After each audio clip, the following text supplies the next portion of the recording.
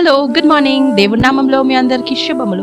అందరు కూడా సంతోషంగా ఉన్నారు అని నేను నమ్ముతున్నాను. ఈరోజు reading the Bible with me day 57కి మీకు అందరికీ స్వాగతం. నిన్న మనం సామ్స్ 38 చాప్టర్ ఫస్ట్ 11 వర్సెస్ చదువుకున్నాం కదా. ఈరోజు మిగతా 11 వర్సెస్ చదువుతాం. నాతో పాటు కలిసి చదువుతారా? రండి కలిసి చేద్దాం. నా ప్రాణము తీయజూచువారు ఉరులు ఒడ్డుచున్నారు. నాకు కీడు చేయజూచువారు హానికరమైన మాటలు పలుకుచు దినమెల్లా కపటోపాయములు పన్నుచున్నారు. చెవిటివాడినైనట్టు నేను వినకయున్నాను, మూగవాడినైటు నోరు తెరుచుట మానితిని. నేను వినలేని వాడనైతిని, ఎదురు మాట పలుకలేని వాడనైతిని. యెహోవా, నీ కొరకే నేను కనిపెట్టుకుని ఉన్నాను. నా కాలు జారిన ఎడల వారు నా మీద అతిశయపడుదురని నేను అనుకొనుచున్నాను. ప్రభువా నా దేవా, నీవే ఉత్తరమిచ్చేదవు. నన్ను బట్టి వారు సంతోషించకపోదురుగాక. నేను పడబోవునట్లున్నాను. నా మనోదుఃఖము నన్నెన్నడును విడువదు. నా దోషమును నేను ఒప్పుకొనుచున్నాను. నా పాపమును గూర్చి విచారపడుచున్నాను. నా శత్రువులు చురుకైన వారును బలవంతులనై ఉన్నారు. నిర్హేతకముగా నన్ను ద్వేషించువారు అనేకులు. మేలునకు ప్రతిగా వారు కీడు చేయుచున్నారు. నేను ఉత్తమైనది నన్ను అనుసరించుచున్నందునకు వారు నాకు శత్రువులైరి. యెహోవా, నన్ను విడువకుము. నా దేవా, నాకు దూరముగా నుండకుము. రక్షణకర్తవైన నా ప్రభువా, నా సహాయమునకు త్వరగా రమ్ము. ఈ 11 వర్సెస్లో మనం చూసుకున్నట్టయితే, నిన్న మనం చూసుకున్నాం దావీదు తను చేసిన అతిక్రమం బట్టి, తను చేసిన దేవుడి దృష్టిలో చేసిన పాపమును బట్టి ఎంతో దుఃఖిస్తున్నాడు, ఎంతో వేధిస్తున్నాడు అని నిన్న మనం 11 వర్సెస్లో చూసినాం. మరి ఈ రోజు 11 వర్సెస్లో దావీదు తన మీదికి లేసే శత్రువుల గురించి ఆ యెహోవా దగ్గర మొర్ర పెడుతున్నాడు. దేవా, నా మీదికి లేచి చూస్తున్నారు దేవా, నేను పడిపోతే వాళ్ళు అతిశయపడతారు దేవా, నానా రకముల ఇబ్బందులు నన్ను పెడుతున్నారు దేవా, నేను నీతిగా న్యాయంగా యథార్థంగా ఉండాలనుకున్నప్పుడు వారు నా మీద అనేకమైన మాటలు మాట్లాడుతున్నారు దేవా. ఏ రీతిగా ఉన్నాయి వాళ్ళ మాటలు అంటే నేను వినలేకపోతున్నా దేవా, నా పైన అన్ని అభాండాలు వేస్తున్నారు దేవా అని దావీదు యెహోవా దగ్గర మొర పెడుతున్నాడు. దేవా, నా ప్రాణమును తృప్తిపరిచే దేవుడవు నీవు, నా ప్రాణమును కాపాడే దేవుడవు కేవలం నీవు.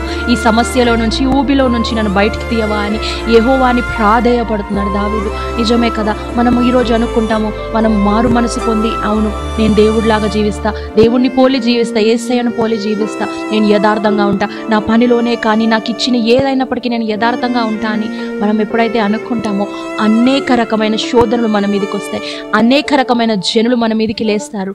ఎందుకంటే మనం న్యాయం చేయాలనుకున్నప్పుడు అన్యాయము మన మీద దాడి చేయడానికి ప్రయత్నిస్తుంది. మనం యథార్థంగా ఉన్నప్పుడు కుట్రు కుళ్ళు ఇవన్నీ కూడా మన మీదకి వస్తాయి.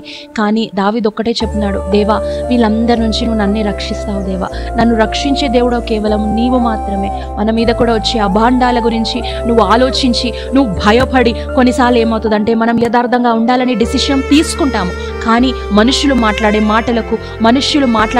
మాటలకు వాళ్ళు చేసే పనులకు, మన వెనకాల మాట్లాడే మాటలకు మనము ఇన్ఫ్లుయెన్స్ అయిపోయి, ఎందుకు ఇది నాకు దేవుడు చూసుకుంటాడులే అని మనము మన డిసిషన్ నుంచి రివర్ట్ అయిపోదాము. నీతోనే మాట్లాడుతున్నాడు దేవుడు. ఒకవేళ నేను అదే పరిస్థితులు ఉంటే యేసయ్య నీతోనే మాట్లాడుతున్నాడు. నువ్వు యథార్థంగా ఉన్నప్పుడు ఇవన్నీ ఖచ్చితంగా వస్తాయి, కానీ వాటి నుండి బయటికి తీసే దేవుడను నేను మాత్రమే.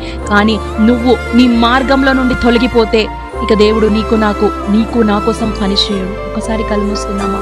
స్తోత్రం పరిశుద్ధుడా, గొప్ప దేవ, మహోన్నతుడా, నీకే స్తోత్రమయ్యా. అవునయ్యా, యథార్థంగా ఉండటం నాయన ఎంతో మేలు, ఎంతో ధన్యకరమని నాయన ఈరోజు నువ్వు మాకు నేర్పించినవయ్యా. అవునయ్యా, మా చుట్టూ నాయన మా మీద అనేక రకమైన అబద్ధ సాక్ష్యాలే కానీ, మనుషులే కానీ, దుష్టులే కానీ లేస్తున్నారేమో దేవా.